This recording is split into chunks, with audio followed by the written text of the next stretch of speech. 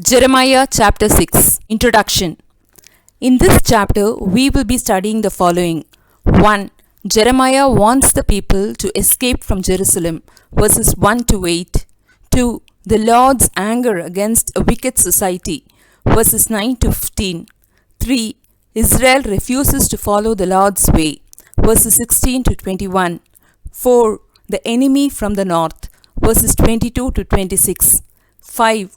Jeremiah has to test the character of the Lord's people, verses 27 to 30. The intermixture throughout the chapter of moral words and metallurgical terms is remarkable. Jeremiah wants the people to escape from Jerusalem, verses 1 to 8. Alarms to escape, verse 1. Nebuchadnezzar and his army have left out of Babylon, which lay north of Jerusalem, to bring a great destruction on Judah. So, the children of Benjamin, who are remarkable for their skill in war, are called to flee out of the midst of Jerusalem and prepare to meet the enemy.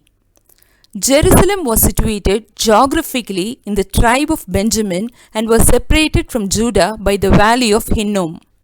Alarms of war are to be raised in the following two places to warn the people of the evil and great destruction coming from the north. 1. Blow the trumpet in Tekoa. Tikehu Tekoa in Hebrew. There is a beautiful play on words and elegance in this original Hebrew clause Tikehu Tekoa, where Tekoa is nearly identical in sound to the verb Tikehu, meaning blow or trumpeting. Tekoa was about 12 miles south of Jerusalem and was built on a very high hill. So, this would have been the reason for being chosen to blow the trumpet. You would be remembering Tekoa as the birthplace of Amos, Amos 1:1, and also the city of the wise women in the time of David, 2 Samuel 14:2. 2. Set up a sign of fire in Bethakirem. It was the name of a small village situated between Jerusalem and Tekoa. It was 4.5 miles west of Jerusalem. Bethakirem means vineyard house in Hebrew. It is a high tower among the vineyards where the keepers of the vines sit and watch the vines all around. This was a very proper place to set up the sign for fire to give notice to the country all around of the approaching danger. Daughter of Zion encamped, verses 2 and 3. In verse 2, the daughter of Zion, that is Jerusalem, is personified as a beautiful and delicately reared woman who dwells in the place of security and peace, having no fear of enemies. This quiet and fertile field Jerusalem, granted to them by God, is about to be spoiled by the invading chief Nebuchadnezzar and his battalions, who would encamp Jerusalem and pitch their tent against her like shepherds with their flocks. Each person in the army will be eager to feed upon the riches of the area until they have consumed and subdued the whole land. The prophet tries to say that even though Jerusalem lay in the pleasant pastoral setting, its beauty would not deter the Lord from destroying her. God expedites the enemies to destroy Jerusalem. Verses 4-5. Verse 4. Prepare ye war against her. Arise and let us go up at noon. Woe unto us, for the day goeth away, for the shadows of the evening are stretched out. The midday heat at noon is so great in the east that it is usually spent under shelter. But so great was the impatience of the Chaldeans for the attack that they proposed to go up at noon in the heat of the day so that the day would not be wasted by needless delays. They were so eagerly set upon it that they watched the very lengthening of the shadow which shows the approach of the evening. Since they could not take the city at noon as they expected, they proposed to attempt it by night. They took advantage of the darkness to destroy Jerusalem's palaces at night. It describes the extreme ardor of their enemies, for they were urged on by the hidden power of God to expedite. Hew down the trees. Verse 6. In verse 6, we see that the Lord of hosts gives precise, fixed and determined counsel about the war and the manner of carrying it out. He commands the Babylonians to hew down the trees. that is, chop the trees with machines. He then tells to cast a mount that may overlook Jerusalem, on which they could raise their machines and demolish the walls and houses. Hewing trees with axe is contrary to God's law in Deuteronomy 20:19, which says, "When thou shalt besiege a city, thou shalt not destroy the trees thereof by forcing an axe against them." So great was the Lord's anger on Jerusalem that he was okay to overrule this law. Jerusalem was indeed ripe for punishment. There was no remedy. Fountain casteth wickedness. Verses 7-8. Verse 7. As a fountain casteth out her waters, so she casteth out her wickedness. That is, the inhabitants are incessant in their acts of iniquity. Just as a fountain well maintains its water at a constant level, Jerusalem maintained its full level of producing wickedness, violence, and destruction continually. God heard the cry of those that were oppressed and spoiled, and saw the poor who were grieved and wounded by their oppressors. The Lord Himself, whose ears are open to the cries of the oppressed, and whose eyes see the grief of the poor, decides to avenge her.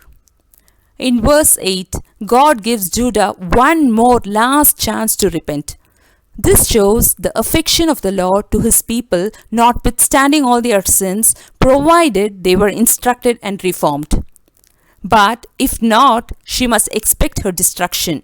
Willful ignorance is criminal and drives God away. The Lord's anger against a wicked society, verses 9-15. Chaldeans authorized to glean over Jerusalem, verses 9-12. When the people of Judah did not return to God in the last opportunity given to them in verse 8, God was furious. He exhorted the enemy not to be satisfied with one invasion of Judah, but to glean over and over again. He authorized the Chaldeans to turn back and glean up the remnant of the inhabitants of Judah into baskets, leaving none. It refers to the repeated carrying away of the Judean captives to Babylon. In verse 10, God says that they had brought themselves under that threat because of their obstinacy and willfulness. In verse 11, God gave a dreadful revelation of the judgments He intends to inflict that He felt incapable of holding in. The message was that all, that is, children, young men, married people, and aged, must partake in these judgments. Houses, fields, wives, and all they most valued will be transferred to the Chaldeans. The very punishments threatened by Moses in the event of disobedience to God in Deuteronomy 28:30 was imposed on the Judeans. The Lord Himself was responsible for this judgment on Judah. Judah's wickedness report still continues, verses 13-15. Covetousness, the root of evil, was the prevailing sin among them all. People in highest places of trust and honor, like prophets and priests, dealt falsely. The prophet prophesied lies to the people, and the priest drew them off from the pure worship of God. Wicked behavior affected the whole society. So, it was right and just that they should all share the common calamity. The false prophets and the lying priests who pretended to be physicians failed to give proper care to the serious injury. According to the necessary severity, deep and dangerous wounds were not properly diagnosed. They healed God's people slightly with lying words like peace, peace, promising them peace and plenty when there was no peace. They were bold and confident with flatteries and deceived the people. They were not ashamed of the abominations that they had committed, but they encouraged the people to believe that the Lord would not punish them. Despite lying, the prophets and the priests did not feel any shame, neither were they embarrassed by their actions. They were completely insensitive to their sins, that they did not show on their faces any evidence that they were guilty. So, when the Lord punished the nation, the prophets and the priests would also have troubles. Israel refuses to follow the Lord's way. Verses 16-21. Guide given to show the correct path. Verses 16-17. The Lord now turns his speech to the people who were sinning through ignorance with no priest or prophet to guide them to the truth. So, he gives them counsel by a metaphor taken from travelers and asks them to do a retrospection. God says, "Your country was once prosperous and blessed. Try to learn what were the paths trodden in those days which led your ancestors to happiness. Choose them and walk earnestly therein and find thereby rest for your souls." But the people refused to listen to God and follow the old paths, probably thinking that they were obsolete. Israel rejected God's invitation to walk in the good way. Verse 17, God also set watchmen, that is, faithful preachers who taught them good doctrine and watched for their souls, warning them of their sins and upcoming danger. God asked them to hearken to this sound of the trumpet, that is, the loud crying of his watchmen upon the account of imminent danger. But the people were not only deaf to the prophet's admonitions, but they were not roused by the sound of the trumpet as well. Nations called to be spectators, verses 18-19. Since the Jews refused to hearken to the word of the Lord, he calls upon the nations round about to be spectators of the severe punishment against Judah that they well deserved, which is going to be inflicted on them. Stumbling blocks placed before disobedient Judah, verses 20-21. Sheba was a country in the southwest Arabia, now called Yemen, situated towards the southern extremity of the Arabian Peninsula and was famous for incense. The sweet cane, Calamus aromaticus, when dried and pulverized, yields a very fine aromatic smell. It was used to make the holy oil. Exodus 30:23-25. To what purpose? This is an interrogation of expostulation and contempt, wherein God meets with their hypocrisy of outward oblations and sacrifices and asks if God would be pleased with them. So, when the people of Judah, who were habitual sinners, insincere, hypocritical, and rebellious against God, brought sweet-smelling sacrifices to God, it was not merely unacceptable, but were an abomination to the holy God. No external sacrifices are accepted by God without heartfelt obedience. Psalms 50:7-9. Since God's people deliberately refused to walk in the good ancient way that Moses had given to the Lord's people, God in plain words declares what vengeance he would execute on the people. He said that he would lay stumbling blocks before the people to humiliate them and interrupt their progress. Judah elected to take this despite the disastrous consequences. So, father, sons, neighbor and friend, families and friends, all will fall and be perished without difference. Enemy from the north, verses 22-26. Merciless enemy, verses 22-24. The Babylonians indeed were a merciless, violent, cruel and great nation coming from the north. They were armed with bows and spears. Their voice was like the terrible roar of the sea. Their whole army, along with their cavalry, were set in array most perfectly as men for war against Jerusalem. The daughter of Zion, who would not hear the prophet's sweet words, shall hear the enemies roaring in the midst of their congregations. The news of Nebuchadnezzar's approach and the reports about the enemy frightened the men of Judah. By saying, "We have heard the fame thereof," in verse 24, the prophet personates the people's affection and describes the exquisiteness of their sufferings. The news of this invasion had made the people physically weak, mentally anxious, and extremely distressed. It was as strong as the physical pain of a woman in travail. Wear sackcloth and wallow yourselves in ashes. Verses 25-26. Since the enemy was fully armed and had the commission from God to execute judgment, Jeremiah asked the men of Judah in verse 25 not to go into the field or walk by the way, because the sword of the enemy and fear was on every side. Pathos in the heart of the prophet at such a tragic message shows in his pathetic remark in verse 26.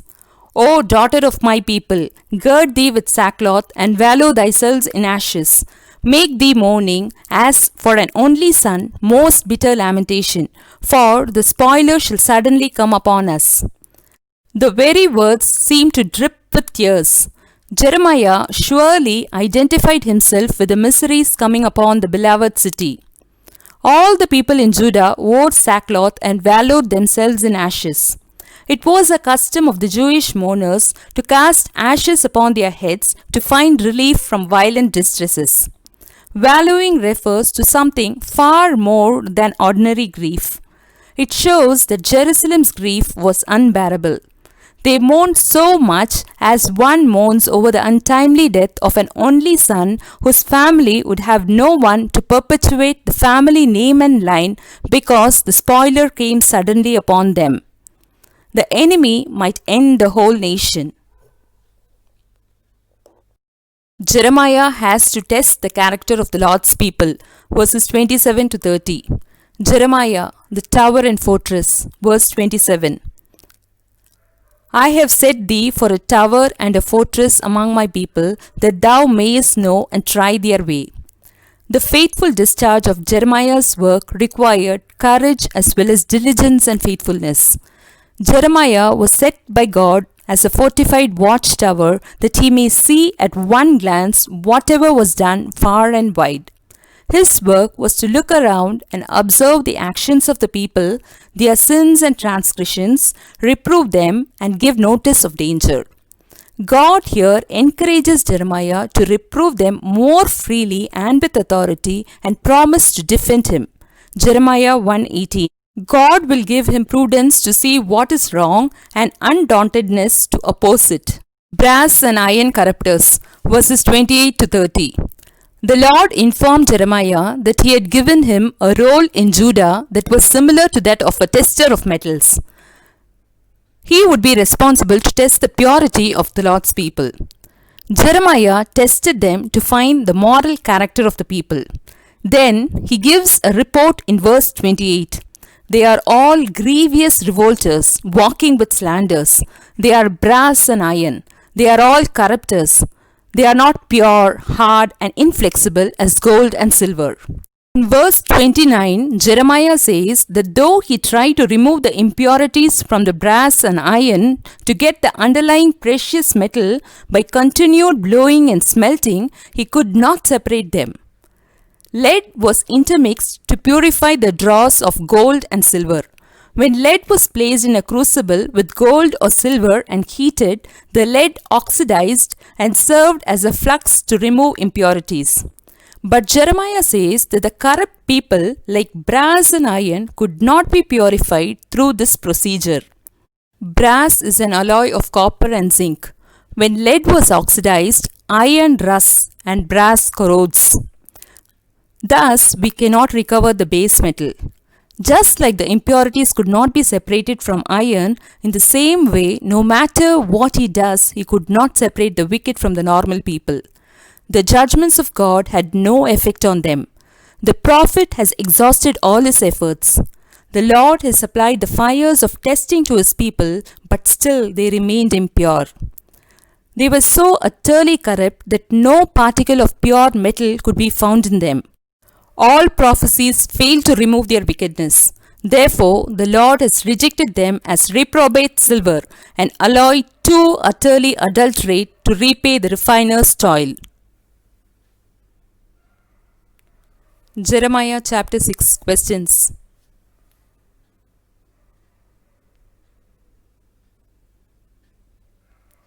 Jeremiah chapter 6 answers.